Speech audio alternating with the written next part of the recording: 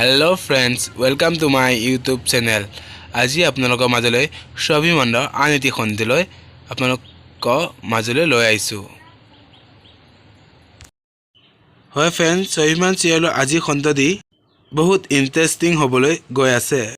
যোৱাখনত আমি দেখিবলৈ পাওঁ যে শান্তনু অনিৰুদ্ধক কয় যে তাৰ আৰু আৰিধ্যৰ মাজত ডিভোৰ্চ হ'বলৈ গৈছিল। শান্তনুৱে তাৰ পুৰণি কথা সকলোবোৰ কম বুলি কয়। সেইবাবে অনিৰুদ্ধই শান্তনুক লগ কৰিবলৈ বাহিৰলৈ যাব ওলায়।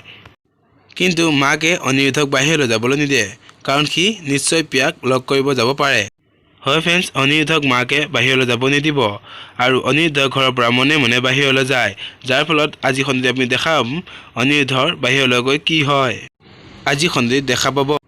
আৰু এইফালে শান্তনুৱে আৰাধ্যই যে অনিৰুদ্ধৰ লগত থাকিলে সিহঁতৰ সম্পৰ্কটো আকৌ গঢ়ি উঠিব, সেই কথা শান্তনুৱে ফোন কৰি কয়।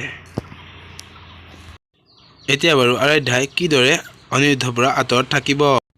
আৰু আনফালে হৰ্ষিতাই শান্তনুক লগ কৰি কয় যে প্ৰিয়া অনিৰুদ্ধ সন্তানৰ মাক হ'ব ওলাইছে, আৰু এই কথাটো শুনি শান্তনু আচৰিত হৈ পৰে। হয় ফ্ৰেন্ডছ, স্বাভিমানৰ আজি খণ্ডটি শান্তনুৱে আৰাধ্যাক এই সকলো কথা ক'ব, আৰু এই সকলো কথা গম পোৱাৰ পিছত আৰাধ্যাই কি কয় আপোনালোকে আজি খণ্ডত দেখা হ'ব। আজি খণ্ডটি বহুত ইণ্টাৰেষ্টিং হ'বলৈ গৈ আছে। আৰাধ্য বাৰু অনিৰুদ্ধৰ ঘৰৰ পৰা আকৌ গুচি আহিব নেকি?